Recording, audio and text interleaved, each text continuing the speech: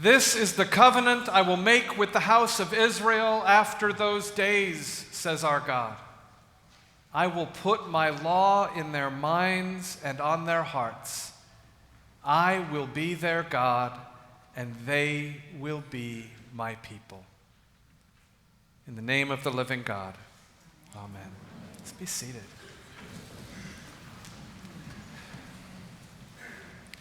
For every lament, there is a response. Grief, exile, despair, these are powerful things. They are emotions that demand to be felt. And the promise of God is the final word. Sometimes it's hard for me to remember that last part. Sometimes the grief and the despair get the best of me. Sometimes I need help. It was that way the morning of February 14th when a news alert flashed on my phone. Shooting at a school in Parkland, Florida, multiple casualties. All I could do was sigh and silently shake my head. I think that's what hopelessness feels like. And this wasn't the first time I'd felt it. Pulse, Las Vegas. There was something about the inexorability of gun violence in our nation. After all, if 20 elementary school kids being massacred in a white upper-middle-class bedroom community, the very demographic we will usually do anything to protect, if Sandy Hook couldn't move the needle 1 millimeter, couldn't even start a serious conversation about gun control, if we loved our guns and our ability to use them on each other that much, what hope did we have for change? Vigils, prayer litanies, action table items. I had absolutely no expectation that any of it would do any good. No hope that we would do anything, but once again wait for the next news alert, the next body count, the next round of thoughts and prayers and hand-wringing, and so on and so on and so on. And then something happened. A group of students, led by a young queer woman of color named Emma Gonzalez, stood up and literally called BS on hopelessness. They didn't hide their tears or their pain or their anger. They showed them to the world and they said, enough. It is time for victims to be the change that we need to see, Emma said. The world we are dying in is not the world we are supposed to be living in. We are not meant to live like this, and we are certainly not meant to die like this. We are meant for something greater. We are meant for safety and security and creativity and love. And then something else happened. Young people from around this nation stood up and took their place beside and behind Emma Gonzalez and the students from Marjorie Stoneman Douglas High School. They are standing up and they are speaking up and they are walking out. More than 80% of the youth who showed up for our youth group last Wednesday participated in some sort of walkout or statement against gun violence that morning. And next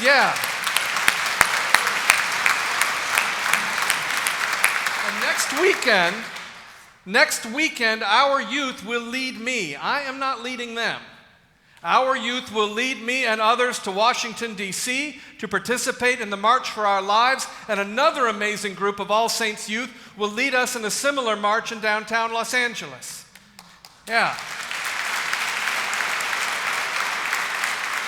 And you can do more than just applaud, because this Wednesday night, I hope you will join our youth here at All Saints Church as they lead us in phone banking and mobilizing this community and this state to change our gun laws so that enough isn't just a hashtag, so that enough becomes the law of the land. So 7 o'clock in Sweetland Hall, be there with your phone. Youth of All Saints, I am so grateful for you because you have saved me. You have saved us from hopelessness. You are reminding us who we really are as people of God, and that is we are people of the promise. The promise that for every lament there is a response. God's promise that while grief, exile, despair are powerful things, emotions that absolutely demand to be felt, the promise of God is the final word. I am so grateful to our youth. Youth of All Saints, I am grateful to you the way I am grateful to the young black, often queer leaders all over this nation who are reminding us who we really are as people of God standing up for black lives.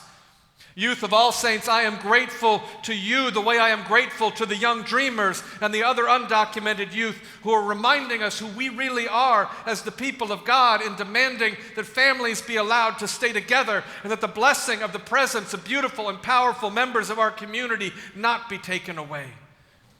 We claim a prophetic tradition here at All Saints Church, and I am so grateful to all of these young people because they are claiming and reminding the rest of us and calling all of us into the fullness of that tradition for such a time as this. For the prophetic tradition is not just speaking truth to power, though it certainly is that. The prophetic tradition holds that for every lament there is a response, and that the promise of God is the final word. Now, we hear this morning from one of the most powerful prophets in our scripture, Jeremiah. Now, I believe when Emma Gonzalez stood up and called BS on the gun lobby and the leaders that it has on its payroll, that somewhere Jeremiah was smiling and saying, yeah, that's the stuff.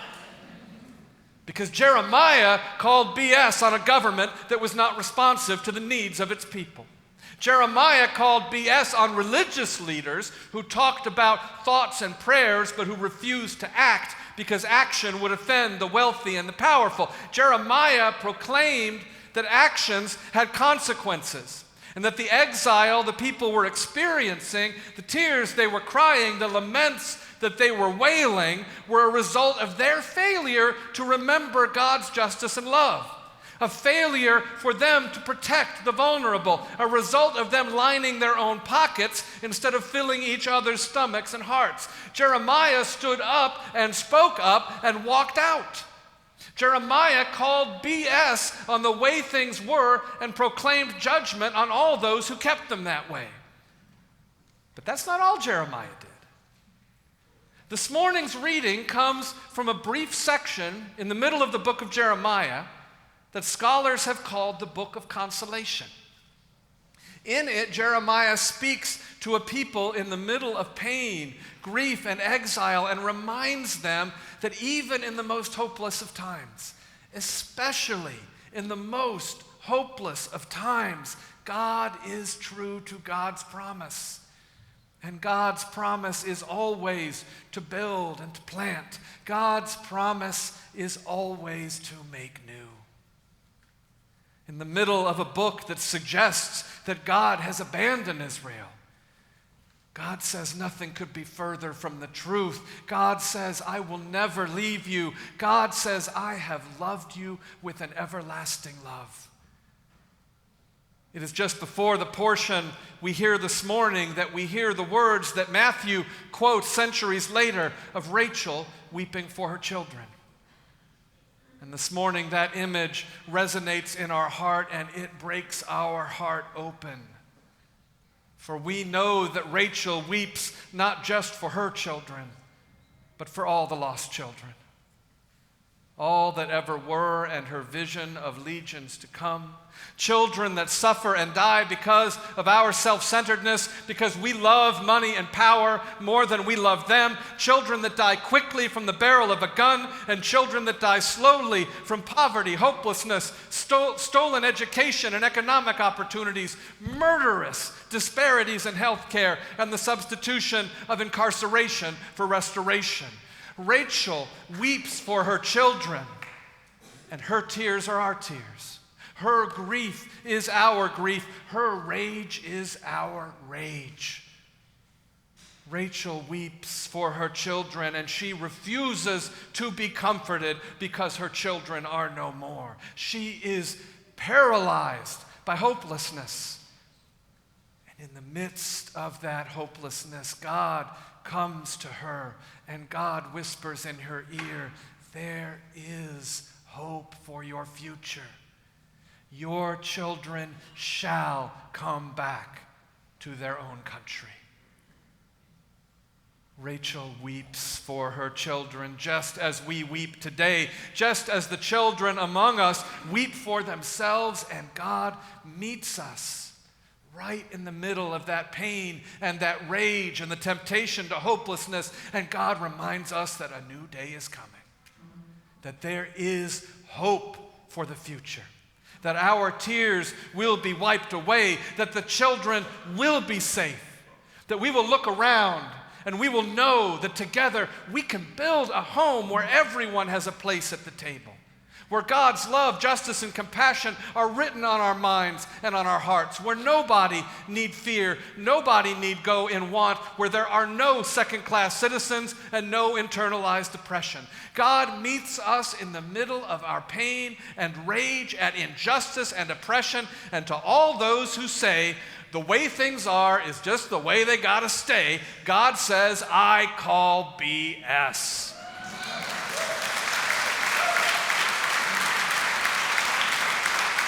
For the promise of God, the hope of God, it's not just some silver lining just to make us feel a little better in the midst of our pain. Nor is it a promise that things will always stay the same. It's exactly the opposite. The promise of God, the hope of God, is God's pledge that not only is God's love for us and fidelity to us everlasting, not only that God looks on us as she did the people of Israel and sings, "I have loved you with an everlasting love," but that God has the power to make that love real, to incarnate it in our lives, to rebuild and regather, to build and to plant, to be forever reshaping us and remaking us in new and wonderful ways, to make this church and make this world into everything it can be, must be, and will be. That is God's promise, and faithfulness to that promise is our highest call. And it was with that in mind that this week your vestry passed a budget, which, thanks to the grace of God and your deep generosity, represents more than $4.6 million devoted to God's mission of radical love for 2018. $4.6 million for us to proclaim God's everlasting love. $4.6 million for us to be God's voice, calling BS on the structures of the world that will oppress. $4.6 million to help us together grow even more into the beloved community of God. Now, that budget also concludes a decision not to hire an additional clergy person this year. We do anticipate adding a new clergy person in 2019. And your vestry will be taking that time to discern how God is rebuilding and reshaping us, how we structure our staffing to best serve that mission for such a time as this. God's promise is never that things will stay the same. We are being invited to be a new church for new possibilities, new generations, and new hopes, building on all that is past to make this church into everything it can be, must be, and will be. Meeting the tears of the world with compassion and bringing God's promise that there is hope for the future and being that hope incarnate in our life and in the world. Now, I don't know about you, but I think that's pretty exciting. I think the possibilities for us as All Saints Church literally are endless. And yes, as with all change, it will involve feelings of loss, and there will be lament. We have come to know how important it is for every one of us to be able to see themselves standing behind the table, gathering us in worship. Well, for now, we have a clergy staff that not only does not have a black priest, but continues to not have a Latinx priest or an Asian priest, and as of this coming November, will not have a priest under the age of 50. And we know that that doesn't represent the beloved community that we have been, are, and that God is calling us to be. And so we lament that. And for every lament, there is a response. And God's promise is the final word. And we trust that if we are faithful to God's promise, we will end up with leadership who represent not only the wonderful church we are, but the church God dreams for us to become. Now, I know as I share this news, there is pain in this community, particularly because our grief that our clergy leadership does not fully represent the makeup of our community connects with the ongoing grief over the death of one who did that so powerfully, Zelda Kennedy. And so we lament. You bet we do. And for every lament, there is a response. And God's promise is the final word. And so as much as I share the lament, I am actually also grateful for it because it shows how we care deeply about God's promise, about truly becoming and being the beloved community, about being the change we must see in this world, about building together a community where all God's children know their gifts of leadership and expression will be embraced equally and given a chance to shape who we are. And so what do we do with that? We lean into our prophetic tradition. We lean into the example of the prophet Jeremiah and the prophet Emma and the young prophets of All Saints who are leading us today. And the first thing we do is we let the emotions be felt. We sing our joys because there is so much joy in our life together. And we also cry our tears and share our anger and frustration. And we do these things together. And we strive to speak clearly and listen courageously. And so over the next month, we will be providing opportunities both in a rector's forum and in a facilitated weeknight listening session for this to happen, for us to share and listen and feel. And that's not all we do. Following the example of the prophet Jeremiah, the prophet Emma, and the young prophets of All Saints who are leading us today, we look and listen for the promise of God. And the promise of God will always be the final word. And we will hear the truth of a God who loves us with an everlasting love and who invites us to share that radical love with one another. And we will resist the temptation to set our feelings, be they songs of joy or tears of grief, in competition with one another, and instead will find the joy in wiping one another's tears away and merging our songs in harmony together. As our young people are showing us, we will learn to be the church in new ways, with new leadership and embracing new possibilities. We will call BS on the structures of the world and in our own community that oppress, and we will become the beloved community of God. We will stand up, speak up, and walk out into the world and with one voice shout enough until the gun lobby falls and poverty is erased and mothers weep no more. Amen. Yeah. And